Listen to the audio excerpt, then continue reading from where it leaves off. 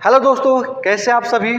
उम्मीद करता हूं कि आप सभी बढ़िया होंगे और एग्ज़ाम की तैयारी ज़ोरों शोरों से चल रही होगी। दोस्तों, पिछले क्लास में हम लोग डिस्कस किए थे कि सेंटेंस क्या होते हैं, जिसमें मैंने बताया था कि सेंटेंस क्या होना चाहिए। सेंटेंस वैसा होना चाहिए जिसका अपना एक कंप्लीट मीनिंग हो, और हमने इसी के साथ बताया था इसके डिफिनेशन याद होगा आप सभी को। A sentence is a group of words that creates complete sense is called sentence। यानी शब्दों का वैसा समूह जिससे पूरा अर्थ उत्पन्न हो उसे सेंटेंस कहते हैं, अर्थात वाक्य कहते हैं। लेकिन आज की क्लास में हम बात करेंगे काइंड्स ऑफ सेंटेंस, यानी सेंटेंस के भेद। कितने तरह के सेंटेंस होते हैं, कितने टाइप्स के सेंटेंस होते हैं, इन चीज़ों पर आज हम डिस्कस करेंगे। तो बने रहिए हमारे साथ और आइए इन चीज़ों को समझते हैं। चलिए, तो आज हम बात करेंगे विद्यार्थी काइंड्स ऑफ सेंटेंस। आज हम बात करेंगे काइंड्स ऑफ सेंटेंस। सेंटेंस के कितने भेद होते हैं, कितने होते हैं दोस्तों? याद रखिए, there are 5 kinds of sentence, यानी सेंटेंस के 5 भेद होते हैं। कितने होते हैं? सेंटेंस के 5 भेद होते हैं। कौन कौन होता है? तो सबसे पहला होता है असर्टिव सेंटेंस। सबसे पहला होता है असर्टिव सेंटेंस, और असर्टिव सेंटेंस को हिंदी में बोलते हैं विद्यार्थी स्वीकारात्मक वाक्य। स्वीकारात्मक वाक्य। चलिए, दूसरा क्या होता है? तो दूसरा होता है विद्यार्थी इंटेरोगेटिव सेंटेंस। इंटेरोगेटिव सेंटेंस, और इंटेरोगेटिव सेंटेंस को हिंदी में क्या बोलते हैं? तो इसको हम हिंदी में बोलते हैं प्रश्नसूचक वाक्य। प्रश्नसूचक वाक्य। गुड। तीसरा क्या होता है? तो तीसरा होता है इंपरेटिव सेंटेंस। तीसरा होता है विद्यार्थी इंपरेटिव सेंटेंस, जिसको हम हिंदी में बोलते हैं आज्ञा सूचक वाक्य। क्या बोलते हैं? आज्ञा सूचक वाक्य।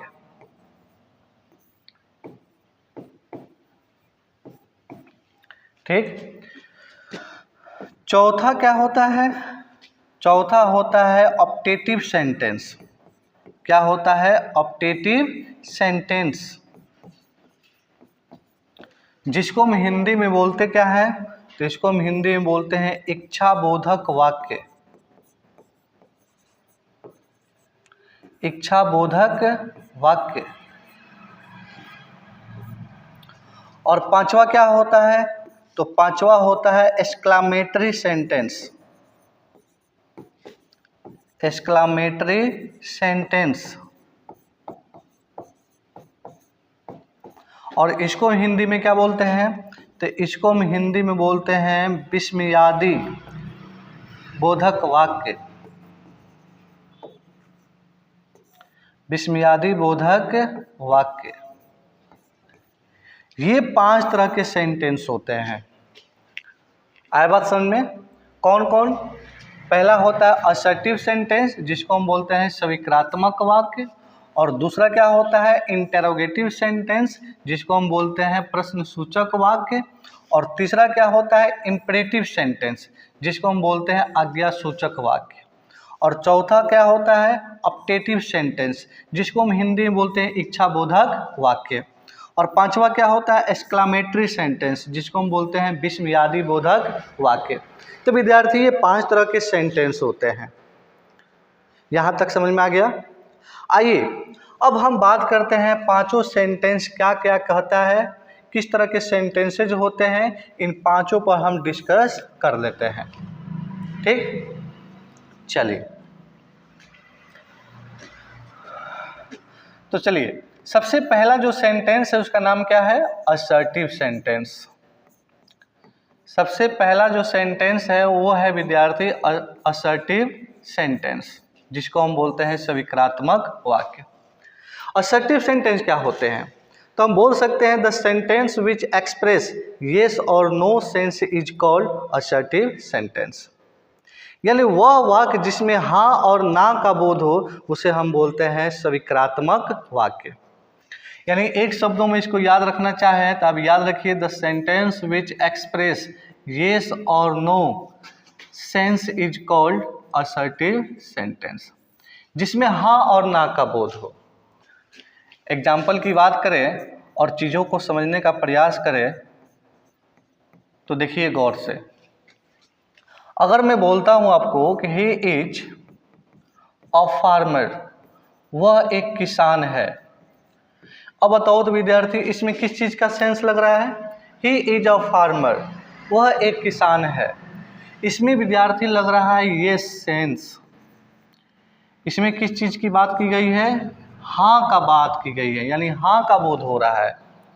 और वही चीज़ अगर मैं बोल दूँ कुछ इस प्रकार से कि he is not a farmer, वह एक किसान नहीं है, इसमें किस चीज़ की बात की गई है? तो इसमें नो सेंस का बोध हो रहा है। बात समझ में रहा है? तो वैसा सेंटेंस होता है असर्टिव जिसमें येस और नो, यानी जिसमें येस और नो सेंस लगा हो, उसे हम बोलते हैं असर्टिव सेंटेंस। यानी कहने का मतलब ये है विद्यार्थी कि असर्टिव सेंटेंस दो तरह के होते हैं। असर्टिव सेंटेंस कितने तरह के होते हैं? तो दो तरह के होते हैं। कौन कौन होता है? देखिए यहाँ पर पहला होता है अफर्मेटिव सेंटेंस।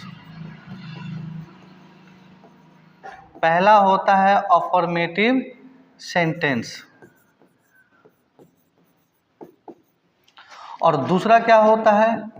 तो दूसरा होता है निगेटिव सेंटेंस। निगेटिव सेंटेंस, ये दो तरह के सेंटेंस होते हैं, अफर्मेटिव और नेगेटिव। अफर्मेटिव को हम हिंदी में बोलते हैं सकारात्मक वाक्य और वही नेगेटिव को हम हिंदी में बोलते हैं नकारात्मक वाक्य। अफर्मेटिव सेंटेंस की बात किया जाए तो क्या बोल सकते हैं? The sentence which express yes sense, the sentence which express yes sense, जिसमें हाँ का बोध हो, उसे हम बोलते हैं अफर्मेटिव सेंटेंस। जैसे हमने यहाँ पे एग्जांपल में लिया था ही इज अ फार्मर, इसमें हाँ का बोध हो रहा है, इसलिए इसको बोलेंगे अफर्मेटिव सेंटेंस। नेगेटिव सेंटेंस का मतलब क्या होता है? The sentence which express no sense, यानी वह वाक्य जिसमें ना का बोध हो उसे हम बोलते हैं नेगेटिव सेंटेंस। जैसे हमने ऊपर लिया था he is not a farmer, वह एक किसान नहीं है, इसमें किस चीज़ का बोध हो रहा है? नो सेंस, तो इसलिए इस चीज़ को हम बोलेंगे नेगेटिव सेंटेंस। बात समझ में आ गया? तो पहचान याद रखिए विद्यार्थी, असर्टिव क्या होते हैं? वैसा सेंटेंस जिसमें हाँ और ना का बोध हो, येस और नो सेंस। और असर्टिव सेंटेंस में दो भाग होते हैं, एक होता है अफर्मेटिव और दूसरा होता है विद्यार्थी नेगेटिव। अफर्मेटिव क्या होते हैं? जिसमें यस सेंस की बात की गई हो। नेगेटिव सेंटेंस क्या होते हैं? जिसमें नो सेंस की बात की गई हो। यहाँ तक क्लियर है? आगे बढ़ा जाए, चलिए।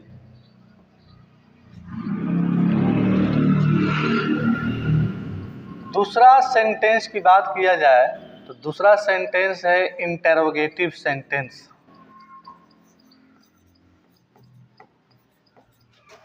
इंटेरोगेटिव सेंटेंस, जिसको हम हिंदी में क्या बोलते हैं?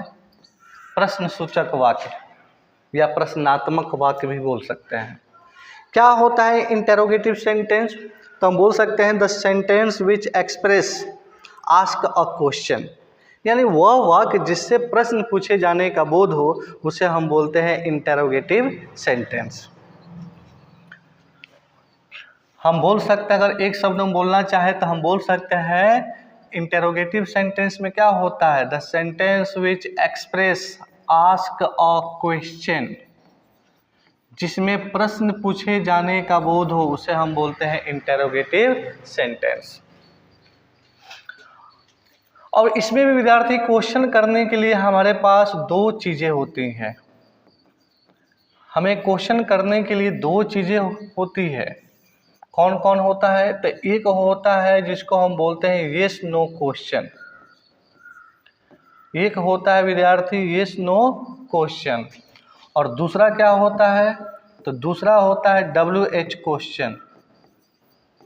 दूसरा होता है WH क्वेश्चन। हम क्वेश्चन विद्यार्थी दो तरह से करते हैं, एक येस नो क्वेश्चन और दूसरा होता है WH क्वेश्चन। यहाँ पर समझने वाली बात यह है कि येस नो क्वेश्चन क्या होते हैं। तो वैसा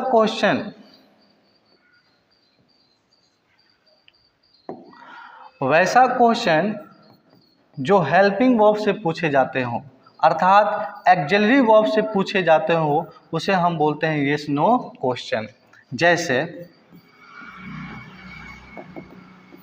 जैसे अगर मैं बोलता हूँ do you speak English?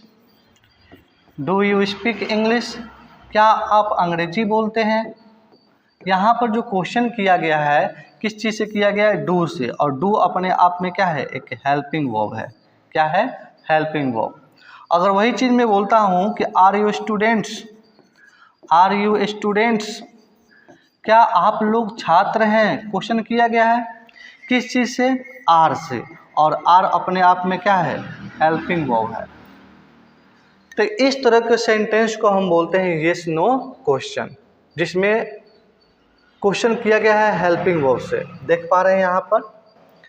WH question क्या होता है?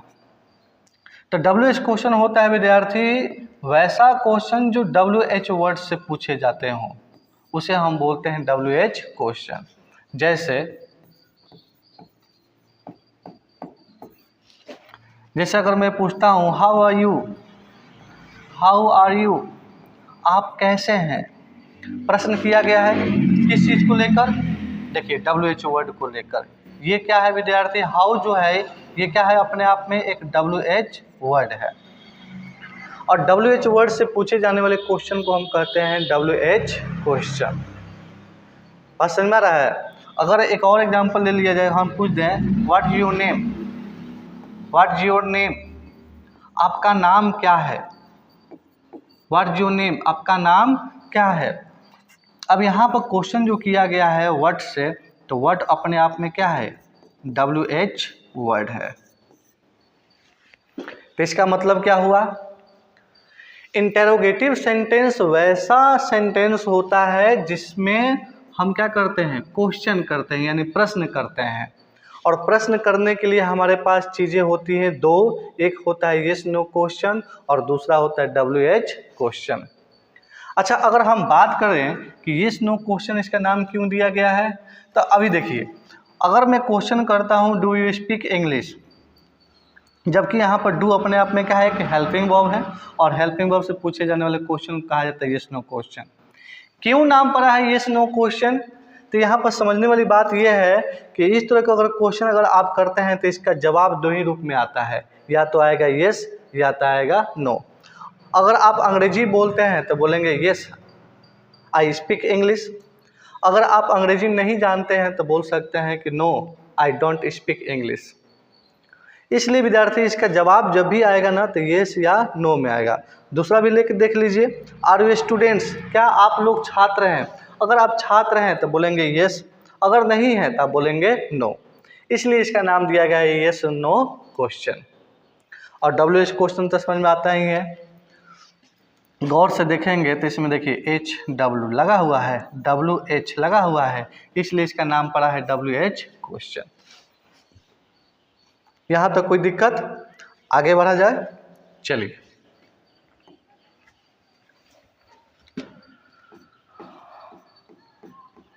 तीसरा जो सेंटेंस है उसका नाम क्या है? तो उसका नाम है इम्परेटिव सेंटेंस। क्या नाम है दोस्तों? Imperative sentence. और अभी मैंने आपको बताया था इम्परेटिव सेंटेंस को हिंदी में क्या बोलते हैं? यस, आज्ञा सूचक वाक्य। क्या होता है इम्परेटिव सेंटेंस? तो हम बोल सकते हैं the sentence which express order, command, request, suggestion, advice etcetera is called imperative sentence. यानी वह वाक्य जिससे ऑर्डर का बोध हो, कमांड का बोध हो, जिसमें रिक्वेस्ट की बात की गई हो, या जिसमें हम बोल सकते हैं सजेशन की बात की गई हो, या विद्यार्थी उसमें एडवाइस की बात की गई हो, वो होते हैं इम्परेटिव सेंटेंस। याद रहेगा, वैसा सेंटेंस जिसमें order, command, request, suggestion, advice की बात की गई हो, वो होता है इम्परेटिव सेंटेंस। जैसे गौर से देखिए, फॉर एग्जाम्पल अगर मैं बोलता हूं open the door, open the door, दरवाजा खोल दो। अगर मैं बोलता हूं ओपन द डोर, गौर से देखेंगे विद्यार्थी, तो ये ओपन द डोर का मतलब क्या हुआ? दरवाजा खोल दो, जिसमें हम क्या, किस चीज का बोध हो रहा है? ऑर्डर का। लग रहा है ना कि दरवाजा खोल दो, ऑर्डर दिया जा रहा है ना। तो जब ऑर्डर की बात की गई है तो ऐसे सेंटेंस कहलाते हैं इम्परेटिव सेंटेंस। एक और एग्जांपल देख लीजिए, अगर मैं बोलता हूं कि please give me a pen, please give me a pen, कृपया मुझे एक कलम दीजिए। अब बताइए, तो इस सेंटेंस में रिक्वेस्ट की बात की गई है कि नहीं? इस सेंटेंस में रिक्वेस्ट की बात की गई है कि नहीं? तो रिक्वेस्ट वाली चीजें होती हैं इम्परेटिव सेंटेंस। वही अगर हम बात करते हैं, एक और एग्जांपल ले लेते हैं, अगर मैं बोलता हूं कि डोंट प्ले इन द सन,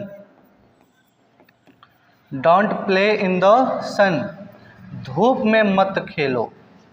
अब गौर से देखिए, तो don't play in the sun, धूप में मत खेलो, कहीं ना कहीं ऐसे सेंटेंस से एडवाइस की बात हो रही है कि नहीं?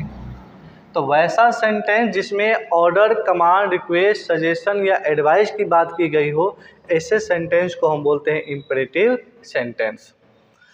कमाल की बात यह है ना विद्यार्थी, इसमें नोट में याद रखने वाली बात यह है कि इसमें एक यूज सब्जेक्ट होता है जो हमेशा क्या रहता है? छुपा रहता है। बस समझ में आ गया? इसी के साथ और चीज़ याद रखिए कि इम्परेटिव सेंटेंस प्रायः किससे शुरू होते हैं? तो मेन वर्ब से शुरू होते हैं। किससे शुरू होते हैं? मेन वर्ब से हमेशा शुरू होते हैं। गौर से देख लीजिए,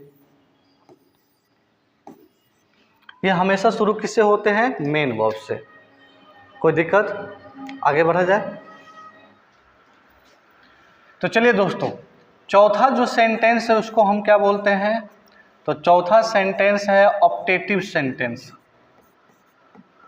ऑप्टेटिव सेंटेंस, और ऑप्टेटिव सेंटेंस को हिंदी में क्या बोलते हैं? इच्छाबोधक वाक्य। क्या होता है ऑप्टेटिव सेंटेंस? तो हम बोल सकते हैं the sentence which express wish और desire is called optative sentence. यानी वह वाक्य जिससे विश का मतलब समझते हैं ना, इच्छा, और डिजायर का भी अर्थ होता है इच्छा या कामना। तो यानी वह वाक्य जिससे इच्छा या कामना का बोध हो, उसे हम बोलते हैं ऑप्टेटिव सेंटेंस। विद्यार्थी याद रखिए, ऑप्टेटिव सेंटेंस प्रायः शुरू होते हैं किससे? में से। किससे शुरू होते हैं? में से। और इसके अंत में लगा होता है note of exclamation mark, note of exclamation mark.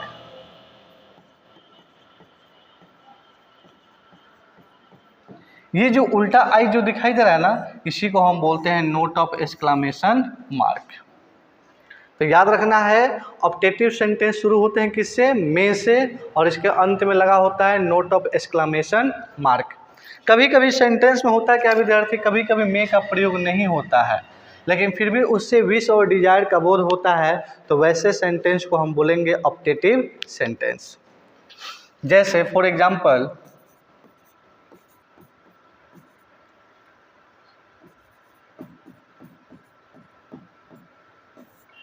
जैसे अगर मैं बोलता हूँ may you live long, may you live long,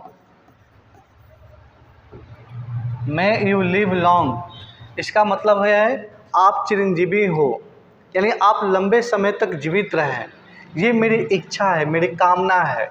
तो गौर से देखिए विद्यार्थी, ऐसे सेंटेंस में से शुरू हुआ है और इसके अंत में लगा है नोट ऑफ एक्सक्लामेशन मार्क, तो ऐसे सेंटेंस को हम क्या बोलेंगे? Optative sentence.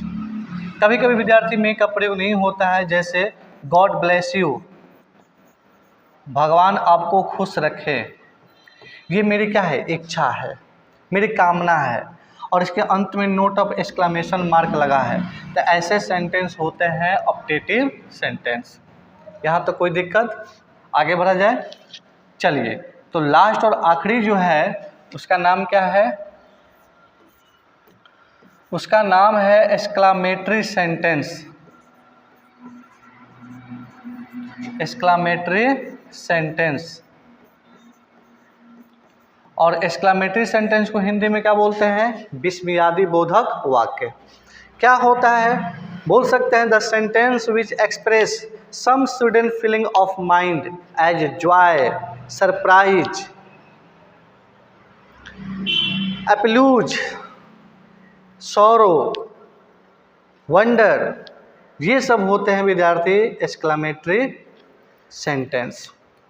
कहने का मतलब है कि वैसा सेंटेंस जिससे जॉय का बोध हो, जॉय का मतलब होता है हर्ष या खुशी, या सौरो की बात की गई हो, सौरो का मतलब क्या होता है? दुखी, या वैसा सेंटेंस जिसमें सरप्राइज की बात की गई हो, सरप्राइज का मतलब होता है विद्यार्थी आश्चर्यचकित, या वैसा सेंटेंस जिसमें क्या बोल सकते हैं? एप्लूज, एप्लूज का मतलब होता है प्रशंसा, जिसमें प्रशंसा की गई हो, या हम बोल सकते हैं वैसा सेंटेंस जिसमें वंडर, वंडर का भी अर्थ होता है आश्चर्यचकित, शानदार। तो वैसे सेंटेंस जिसमें जॉय, सैरो, सरप्राइज, एप्लूज या वंडर की बात की गई हो, तो वैसे सेंटेंस को हम बोलते हैं एक्सक्लामेटरी सेंटेंस। और विद्यार्थी याद रखिए, एक्सक्लामेटरी सेंटेंस में भी नोट ऑफ एक्सक्लामेशन का मार्क लगा होता है, नोट ऑफ एक्सक्लामेशन मार्क लगा होता है।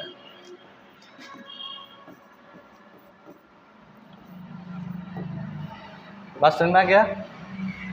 जैसे अगर मैं बोलता हूँ hurray, hurray, we have won the match, we have won the match, hurray, हम लोगों ने मैच जीत लिया, या हम लोग मैच जीत चुके। तो इसका मतलब है कि जैसे हम लोग मैच जीते और इसकी खुशी को जाहिर करने के लिए जो हमारे पास वर्ड निकला हुर्रा, ये है हमारा विद्यार्थी एक्सक्लामेटरी वर्ड। ये क्या है? हमारा एक्सक्लामेटरी वर्ड।